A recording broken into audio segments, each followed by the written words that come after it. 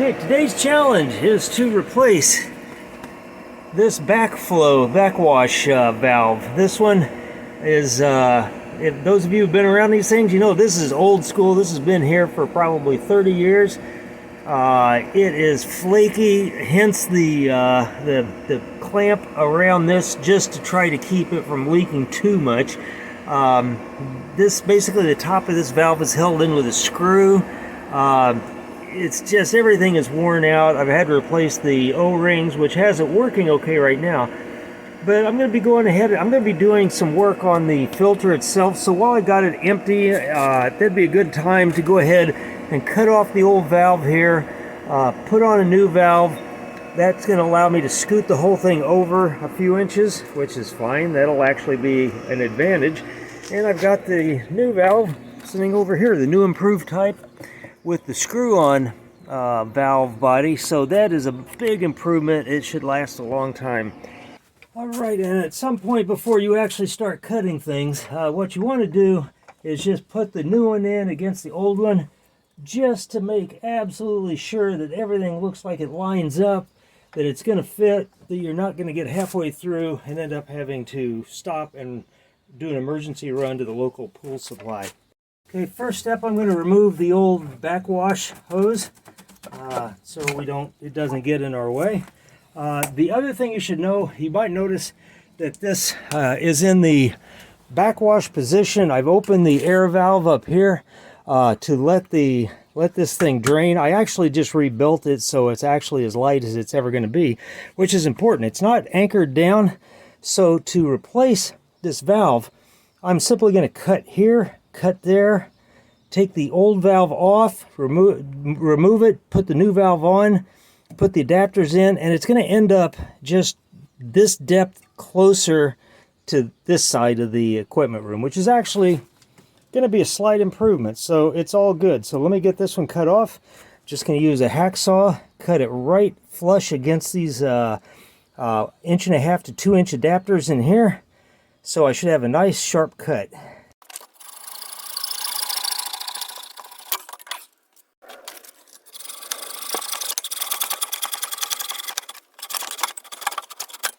Okay, and depending on how long yours has been in and the conditions and everything else, these may be removable by hand, and this one actually is. If not, there's a couple ways to do it. You could just use a screwdriver or a pry tool and a hammer. I actually had, I don't know if it worked, but this is actually a oil filter wrench, which would probably do it. A strap wrench would get the job done. But at any rate, not a big deal, because this is not fastened down. Removing it is that easy, folks. So now, what we want to do is clean up inside here. And I got to tell you, the lube that's in here is still viable. I can still feel it. It's still tacky and sticky. So I'm impressed. That's more that magic lube stuff that you hear so much about that I've been using. So let me clean this up and we'll move on to the next step. Okay, a nice thick smear of magic lube around the O-ring and this whole section. So when I put this on, it's going to pretty much replicate what was there. It's going to help it slide into place, and connecting it should be just the opposite of taking it off. And good and finger tight should get it done. All right, now we got to do the PVC fittings. I'm going to do the bottom one first, just because it's easiest. So I'm going to use this that came with a 2-inch Schedule 40, 2-inch Schedule 40 elbow here, and I'm just going to glue that on and put an adapter in to take it down to the 1.5 inch, and put a short piece of 1.5 inch tubing to adapt to my my drain hose. All right, just hacked off a little piece of PVC. I'm going to chamfer the edge just a little bit. Also remove all the obvious debris from the cutting process. And again, put just a little bit of a chamfer on the edge. Probably not necessary, particularly for the drain hose, but you know, hey, good technique is good technique. So I'm sure mine's not perfect. There are plumbers out there cringing right now, but we'll get it done. All right, so these are the 3 pieces we need for this. First, I need the primer, and this goes on all the contact surfaces. So I'm just going to go ahead and apply it to both sides of this elbow. So it's done. I'm going to put it around the outside of the adapter and around the inside of the adapter as well.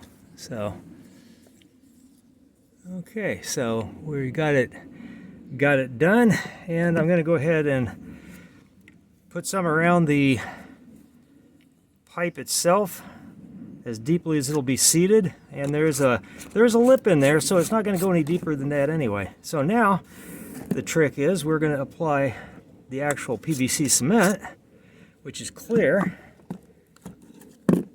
and I'm going to apply it to the inside of the adapter here, or the inside of the elbow, the outside of the adapter.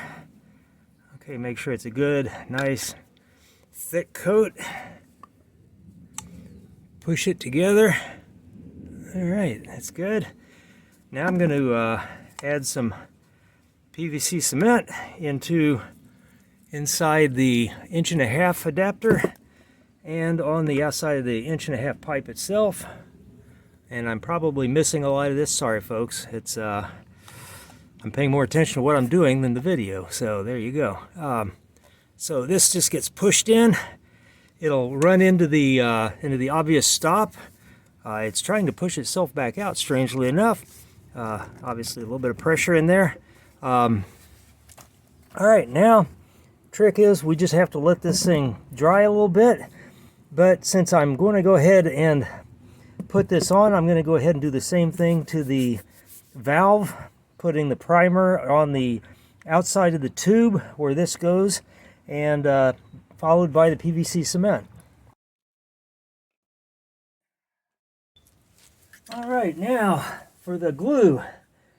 Go ahead and put the PVC glue on. Probably don't leave that under there.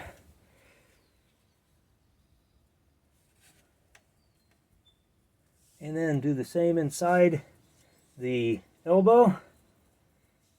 And we are ready to place the elbow. And this one, we obviously want to point this out, the direction that our drain will be running, our drain pipe will be hooked up. So let's go ahead and put it in that general direction.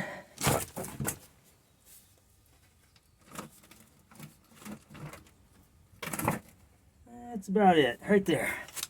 An important step here is you do not want anything to interfere with the inner workings of this valve. I don't think that's going to be an issue at all, because if you look, there's actually like a hard stop in here that's shielding the shaft, so nothing in the world I'm going to do is going to actually get in there. But what you don't want to do is drip PVC cement into this area. So I'm going to be a little more judicious about applying the glue to here. I'll put more on the adapters. I'm going to put an adapter in each one of these to neck it down to this 1.5 inch I'm using for the input.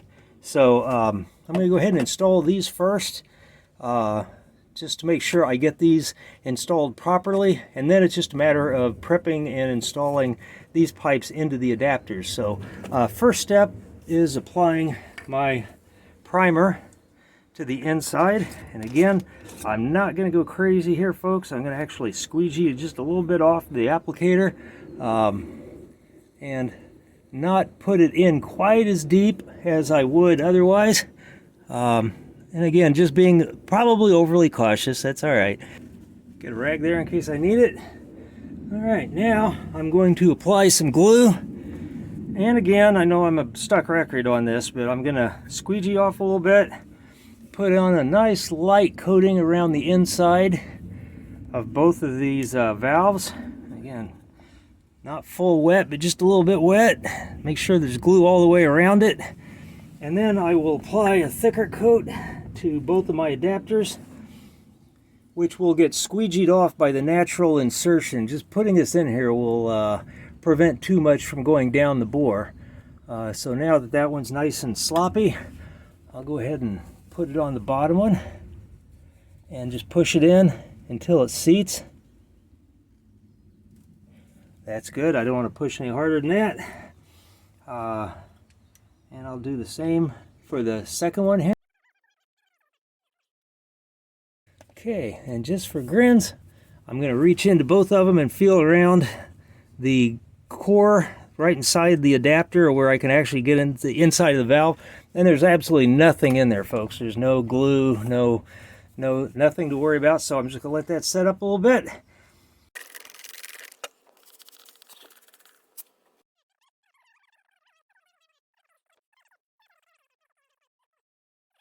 All right, and now while it's still nice and wet, I'm just going to rotate this whole filter into position and should be able to...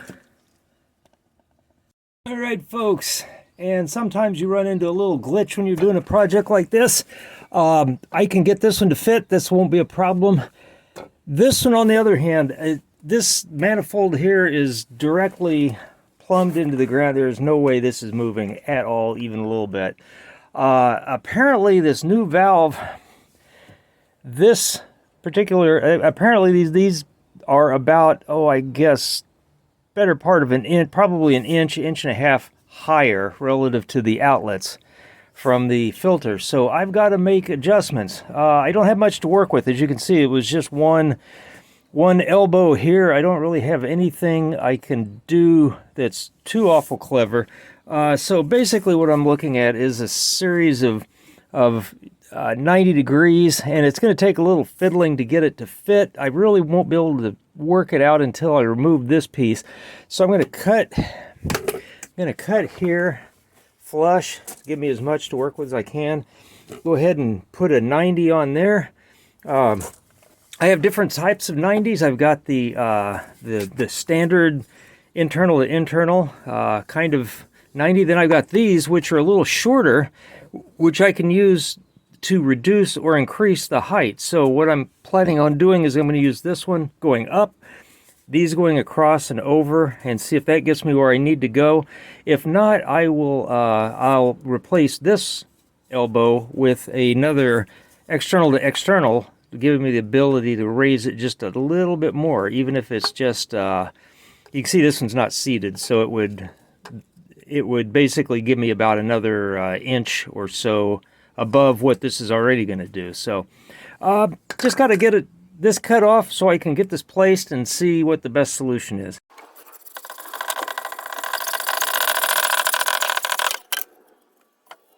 Alright guys, I think I've got a solution that'll work here. It's not absolutely perfect, but this kind of thing happens when you're running plumbing in pool areas.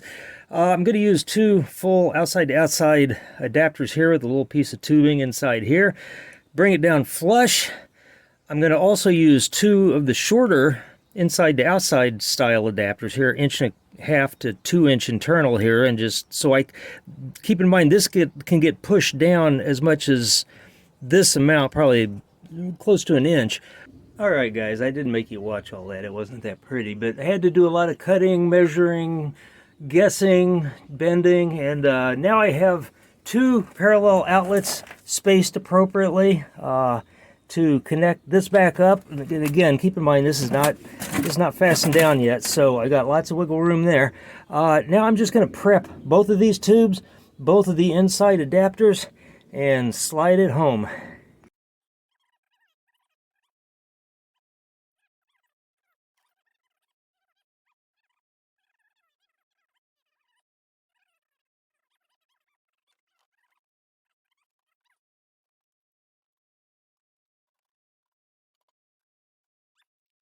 We are now glued. That's not the prettiest job I've ever done, but it's plenty adequate. Nobody sees this anyway, except my pool people. All right, here we go. Got the flush valve in the not flush position and the regular run position.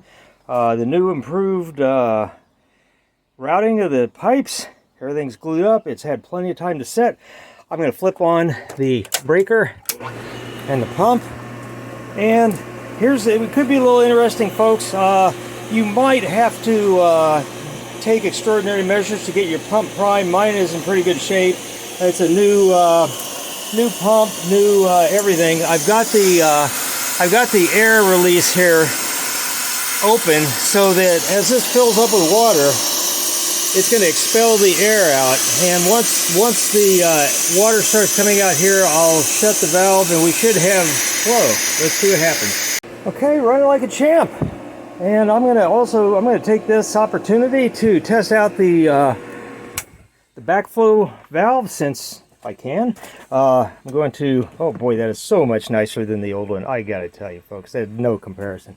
All right, I don't have any DE in the filter yet, so I'm not going to lose anything by doing this. Let's see, yeah. Whoa. There we go. Lots of flow. We are good to go. And since my system is plumbed with 1.5 PVC pipe, you need to use a reducer to connect it to the valve. I was kind of shocked when I went out and looked at the Pentair option for doing that. 33 bucks a pop times 3. We're looking at over $100 worth of adapters just to connect this thing to the pool filter and to the backflow hose adapter. So that ain't gonna work. So I went out looking for something that would work that wouldn't cost so much. And what you need to do is head over to Homey's and find the 2" by 1.5" smooth bore adapters. That'll do what you need to do. They're under $3 a pop and will fit the pipes that we're working with. Okay, need 3 of them. 2 to plumb in the filter and 1 for the backflush hose adapter.